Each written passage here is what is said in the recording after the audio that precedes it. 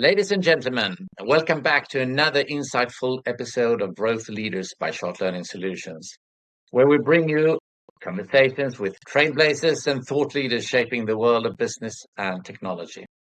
Today, we have the distinct honor of hosting a true luminary in the cybersecurity realm, none other than May Brooks-Kempler, board member at ISV2, International Information System Security Consortium, specialized in training and certification for cybersecurity professionals, considered as the largest IT security organization.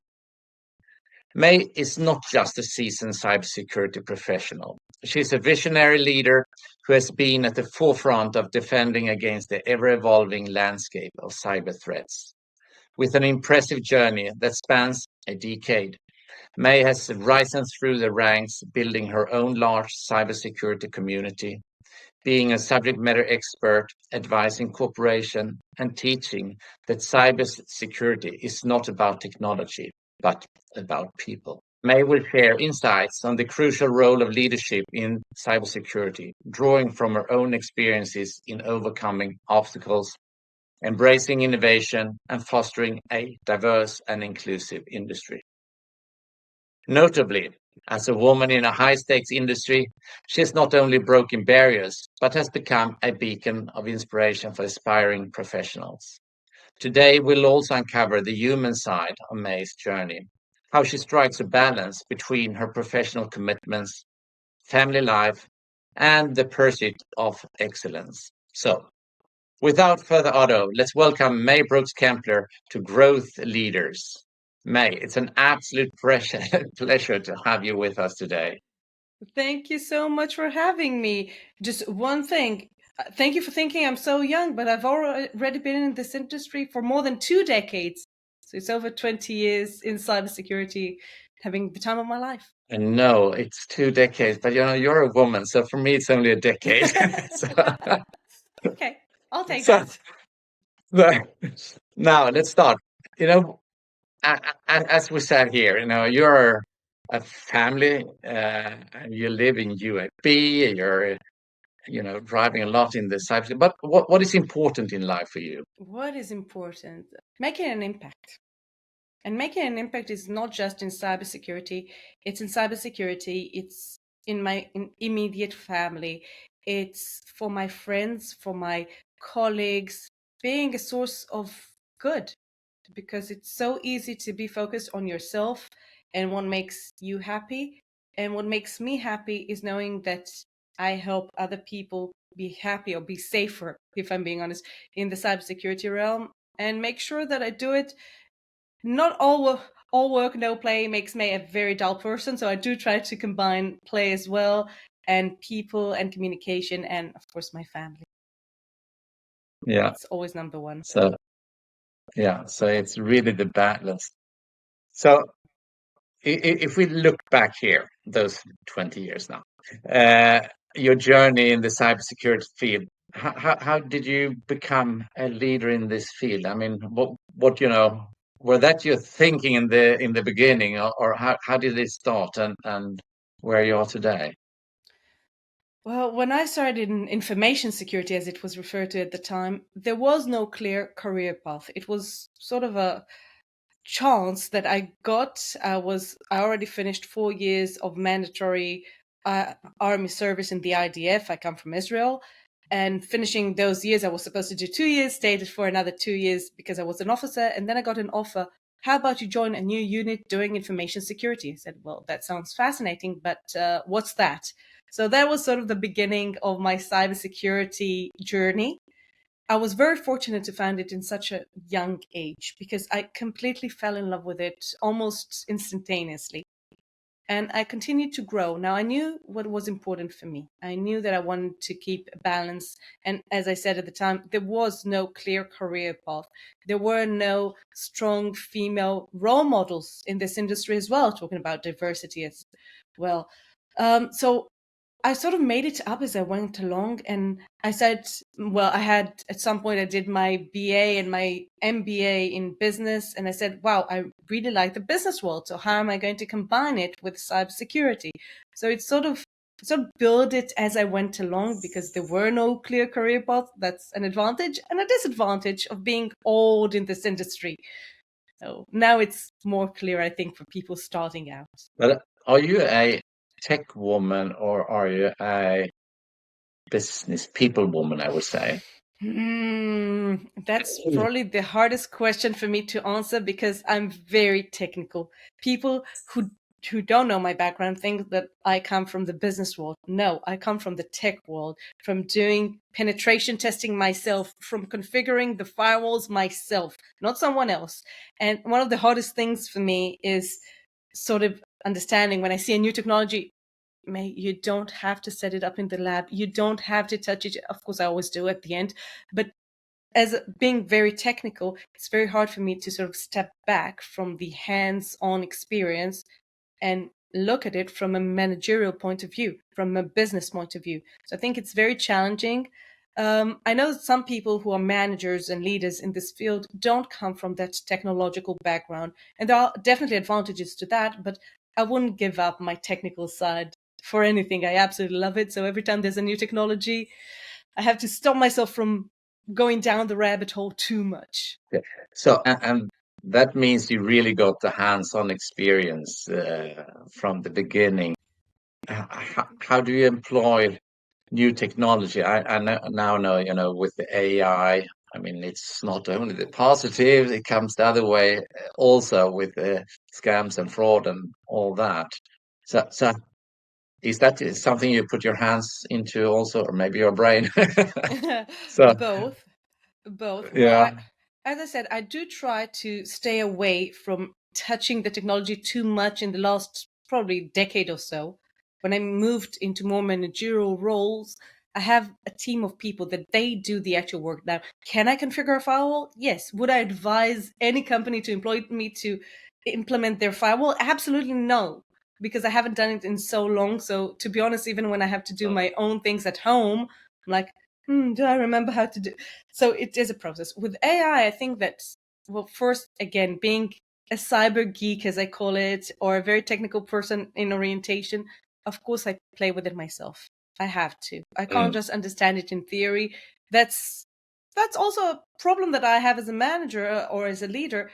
I need to understand it hands-on myself. But specifically with AI, I find a lot of opportunities and challenges. One of the things I absolutely love doing, and that's where I combine my technical skills and my leadership roles and experience, Mhm. is building and understanding risk management for emerging threats. So not just regular risk management as we would do in any organization. It's more about the scenario building in my head and understanding how any new technology or any new emerging threat would impact a specific organization or industry. And that's something I absolutely love doing. I did it a few times in different industries that no one ever thought about cybersecurity as being part of. I did a few researches in the medical field, in the maritime field, and now with AI, I find it such an incredible opportunity because I'm totally against cybersecurity professionals saying, "Oh, let's block ChatGPT or any other AI tool from the organization because it puts us in some sort of jeopardy." It does. It poses a lot of questions around need to know and compartmentalizing and what information goes out there, data leakage, etc. So it does pose a lot of questions, good questions. But Mm. my experience from 20 years is we don't want and we cannot stop technology from advancing. So it's our job, especially as cybersecurity professionals, and I think that cybersecurity professionals in leadership roles, we cannot be just the no person or we call ourselves business enablers, but we have to be more than that. We have to be innovators. We have to make sure that So we it's are really, aware of, yeah, yeah. taking So you're the really, new really technology taking, and the risk thinking versus, the advancements and so on. But you have a absolutely. saying when it comes to cybersecurity, it's not about technology, it's actually about people. So what do you mean with that? Because I think Techno most people say, it's those one and zeros coming into my computer and making a big mess. But Well, true. let's have an explanation around that. So How when I Yeah, when I say it's about people and not technology, technology is not good or bad. Technology is just a tool, and it depends what people do with it, and it goes both for the attackers and for the defenders. And that's true for any sort of technology we've seen over the years. Some people say, for example, parents say, no, I'm going to block my kids from using the internet.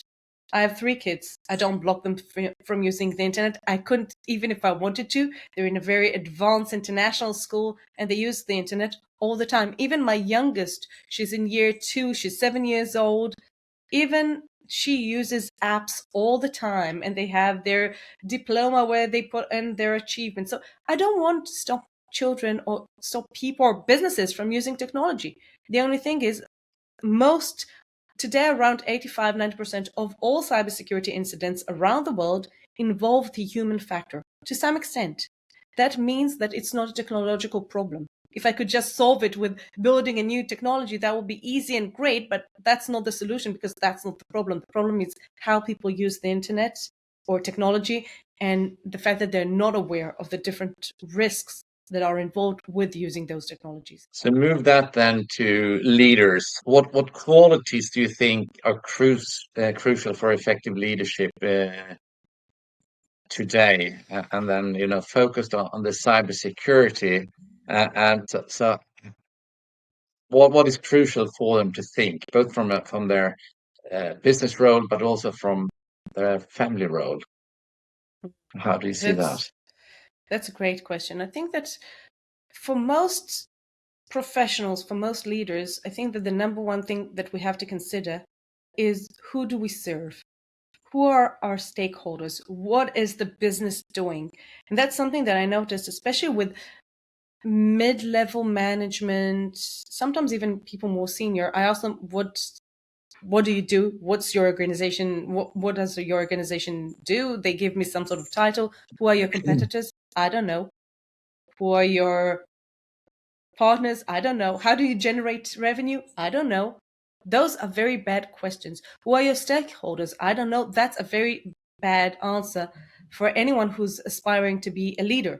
It doesn't matter if your organization is 20 people or 20,000 people. It doesn't matter. Those are the questions that we need to answer. We need to understand what this business is here to do. Who do we serve? Why do we serve them? What do we want to achieve? And I think that's probably the same concept that I use in my personal life as a partner, as a mother. Why?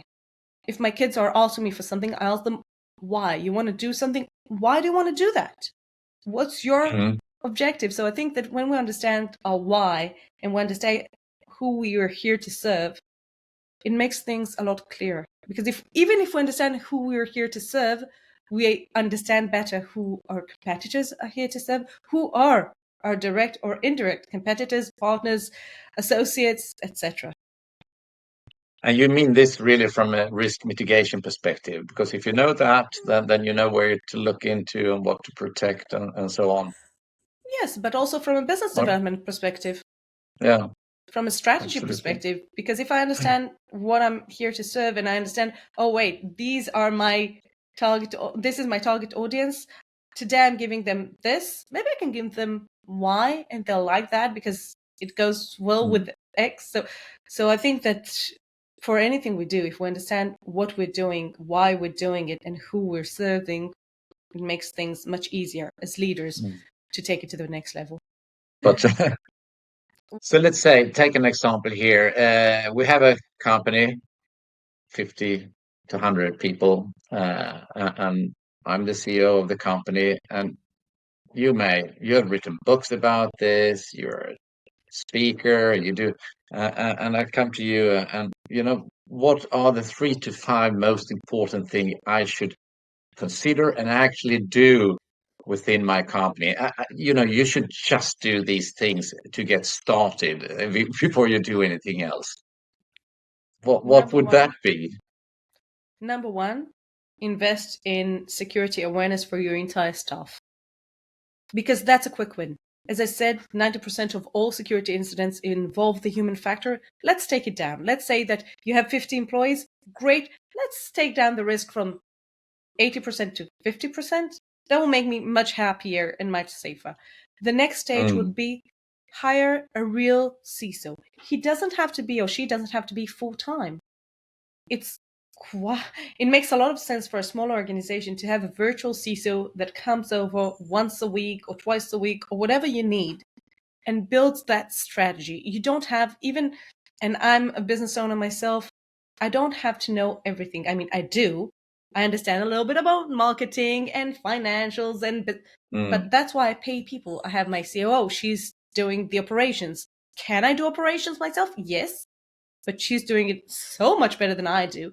So I think that the same is true, especially for companies, even if it's small companies that are highly reliant on their technology and on their internet presence.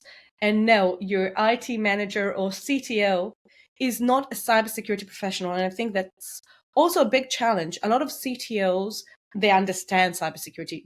Don't take me wrong, they understand it, but they don't understand it in the way that a CISO, a Chief Information Security Officer, it's a different perspective. A CTO will look at it from the technological side. A CISO will look at it from the business, where the business meets the technology and vice versa. And he will build your risk management or risk assessment. So I think that if I would say two things, one is awareness, second is the CISO, and then I will step back and let the CISO decide what will be the third and fourth, etc. After he'll do a risk assessment, once the CISO does a risk assessment, they can really advise the company, okay, this is where we should advance. These are the things that we have to do right now. And the training, that could be an online training, or should be absolutely. It's really, but it sounds to me also that here we are talking really about a compliance training, a compliance in the sense that this is something everyone need to go through and then create discussion in the company about that. Yeah, where are the loopholes and what can we do about it? How do we treat things? But when I say compliance, in the sense that it is something really everyone should be trained at. Well, I think that's one of the pitfalls of security awareness, because yes, almost every regulation I can think of requires security awareness as part of the compliance. That's absolutely true. The problem is, for a lot of companies, they just do annual awareness. They will buy computer-based training, or they will bring someone like myself to do a one-time of speaking event, and they will say, okay, we invested in security awareness, we're fine. And they do check that box, absolutely. The problem is, any training that is conducted once, chances of being really impactful are very slim. Not because you didn't choose the right speaker, or because the CBT is not good, or because you've done a phishing simulation and it was too easy. Because it's a one-time thing. And I will reference to TED. I'm a big fan of TED Talks, and I've done a TEDx talk myself. And I created the TEDx talk. I wrote it down, I worked on it, I recorded it. Obviously, I knew it. If you would ask me now to give you the key takeaways, I will remember. If you will ask me to give you all the examples, and it was only 4 years ago, no, I don't remember. I don't remember.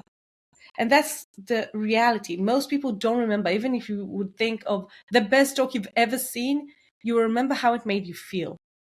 You might take away 1, 2, maybe 3 key takeaways if they were like super influential and you use them in your life. But you don't actually remember all of it. And that's the thing. So just doing a one-off thing that will tick the box for the whatever regulation that you need to is not enough. You have to repeat it again and again, and you have to embed it into your business culture. Yeah. And it's small things. And it's just even locking your screen when you get up. That's like minor, it's tiny, but it makes a huge difference. Yeah. As an individual, what should I do at home with my computers, etc.? And here we talk, of course, bank and all those things. What are the minimum things here which we all should be doing in order to protect ourselves? Break it down to 3 things. The first one is think before you click. Being aware of security threats, of cyber threats, of phishing attacks, reading about it, listening to podcasts about it, looking at things that are going on social media, be a little less trusting. It's sad to say, but we have to be less trusting, especially today with AI. It's so easy to generate a super realistic attack. And last week, my son sends me a text message during the school day, sends me a text message, "Mom, I sent you a code to your email. I need you to send it back to me now." Now it came via WhatsApp from my son. I called him and I'm like, "Harry, what are you talking about?" "Oh yeah, I need you. I just sent you a text." "Okay, so now you will have to tell me something very personal that only you and I will know." Like, "Mom, can't you hear it's me?" "Yes, I can hear it's you." It doesn't matter. Today with generative AI, sampling his voice and playing it back to me is like the easiest thing in the world. It will take me literally minutes to create such an attack. And that's exactly what's going on. So for example, this is something that is so small. I just asked him something personal that only he would know. He answered that question. I gave him the code. That's fine.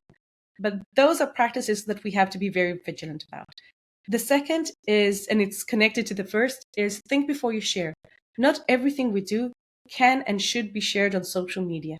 Now, if you share something, you have to be aware that it's there forever. For example, I know that it's the easiest thing in the world to generate my voice because there are so many recordings of me in podcasts and webinars and things like that, that it would be super easy. So I'm thinking before I'm sharing, before I go on a trip, I think, should I tell people I'm away? Now, if I'm the only one who's going away, that's fine. And I do share that I'm away because the house is not empty. But if we all take a family trip and I share that we're not home, I shouldn't be that surprised if someone breaks into my house when I'm away.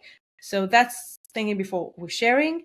And last is thinking ahead and securing our accounts, our devices, having an account or having an antivirus or operation system. And that's true for our mobile devices, for our laptops, for everything that is out of date, is like taking the 2018 flu shot against COVID.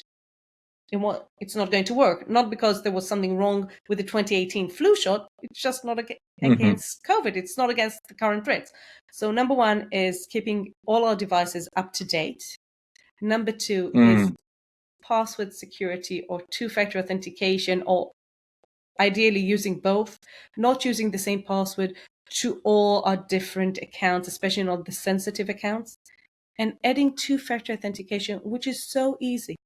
So easy today. You can generate it with an app. You can use a device. You can you can send it to your email. It doesn't matter. Whatever you want to do it.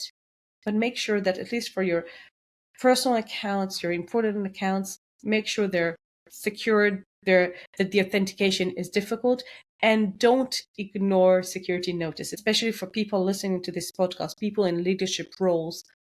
It's not about you personally. It's the foothold of getting into your company, into your devices, into everything. So we have to be very vigilant. And consult your IT teams. For most companies, if you go to their IT team or security team and ask them, what should I do at home? They will give you advice. They will guide you through it. And if they don't, contact me. I'll guide you through it. It's fine. Yeah. So So we have three to be important vigilant. things there. So looking ahead, women in leadership roles and then leadership in cybersecurity leadership roles. We know that it differs really a lot around the world, and it differs a lot in the industry. If we look at the Western side, we can look at Sweden, for example, and you look in tech industry, it's at least 50-50 in leadership roles as such. If we look in the manufacturing, we should be happy if they are plus 20%. And they are trying to raise that bar. How should we get more women into leadership and cybersecurity roles as such? Because that must be a super interesting career moving forward. First of all, it is. I think that in general, cybersecurity has to be diverse, not just women. Our adversaries are not just, and I'm sorry to say it, are not just middle-aged white dudes. That's not our adversaries, and should be our defenders either. We need diversity to understand the attacker's point of view.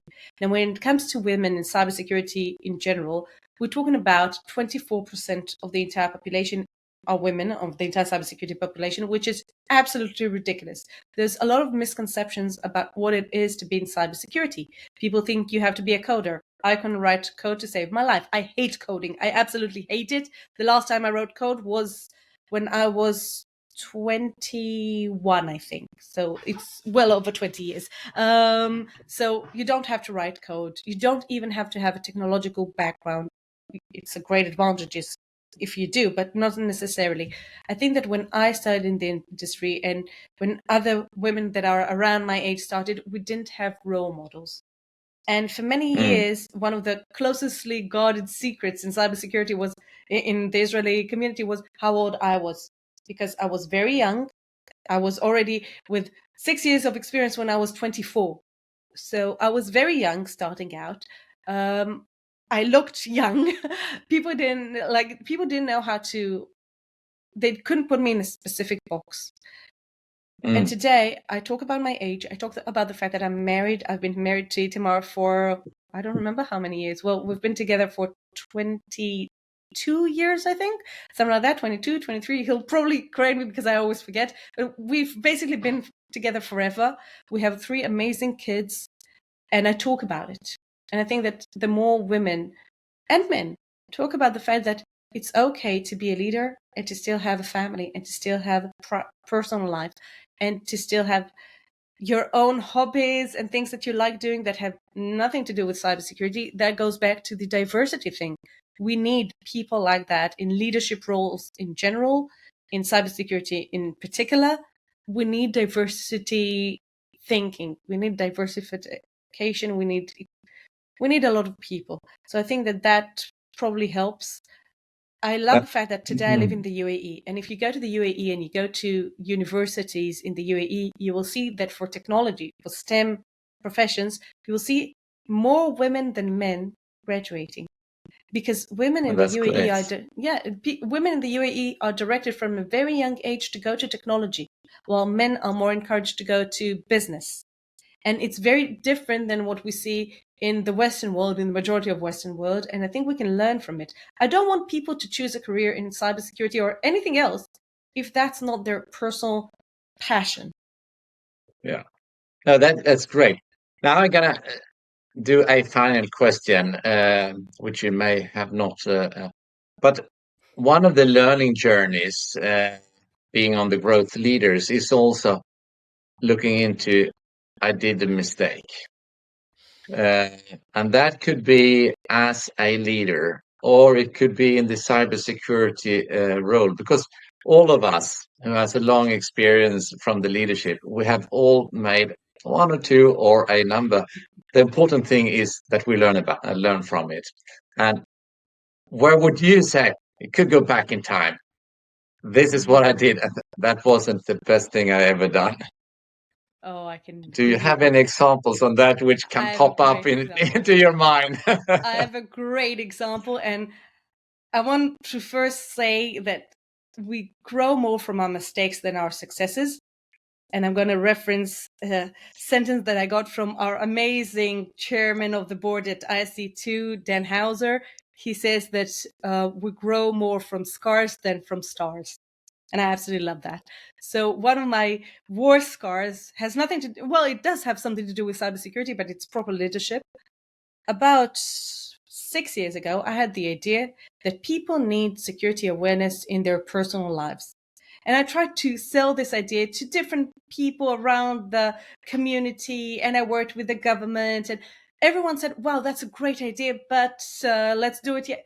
And time went by again and again and again, and nothing happened. So at some point I said, you know what? I'll just do it. I'll just open a Facebook community, and because it's such an important thing, everyone will sign in. And I opened the Facebook community, and I wrote a few posts, and I was sitting there all by my lonesome in a very dark Facebook room, and no one talked to me, and I was all alone by my lonesome for a few months, for about 3-4 months, with about 200 of my friends that just joined the group because they're friends of mine, and that was about it. And no one wrote and everything. And I said, okay, I can just say, okay, no one cares, and let's ditch this idea. I said, no, it doesn't make sense. I know people need it. I had a very strong conviction that this is something that is actually needed. So I spent the next year or so learning how to manage a community. Now, I had zero skills in community. I'm a cybersecurity professional. I'm not a marketing person. I had my own full-time plus job. I didn't have time, but I said, this is something I want to do. This is something impactful that I really want to do. It was after my mom passed away, and I wanted to do good in the world. And I spent the next year learning about building security communities and reopened the same community with the same name. It's called Think Safe Cyber. It's in Hebrew. One day it will be global. That will be sort of the next step. And today it has over 20,000 members. It didn't happen overnight. The first 1,000 did happen over less than a week, which was the big change from the previous time, because the first time I sort of said, it's interesting, everyone will follow it. No, people will only follow a strategy. So I looked at it from my business point of view, and I said, okay, if you want to build this community, you have to think about it like a business. Even though it doesn't generate money, it's a non-for-profit, it's still a business. And I have to say that these are exactly the skills that I use today in IC2, because as you said, IC2 is the largest membership association in cybersecurity. We have 600,000 members, associates, and candidates. So 600,000 stakeholders. And it's not for profit. It's a very large company, organization. And we use the same strategy that you would in any other corporate board. We manage our strategy and our budget and our risk, just like any other board. And when I built the cybersecurity, the Think Safe Cyber community, I used the same strategy. I said, okay, where do I want to be in 3 months' time, in 6 months, in 5 years' time?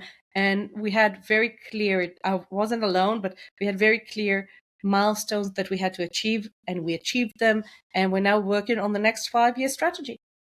So we just celebrated 4 years last month, and we're now working on the next 5-year strategy. Thank you. I love the example, and I love your passion. And you came back to that many times also when we spoke before about, as an individual, go with your passion. And that's really what's going to take you forward the easiest way, because you have the interest, you have the motivation, you're always willing to learn about something you love to do. And you are the candidate for all of this, May. I would like to thank you so much for being part of Growth Leaders, and thank you so much. Thank you for having me.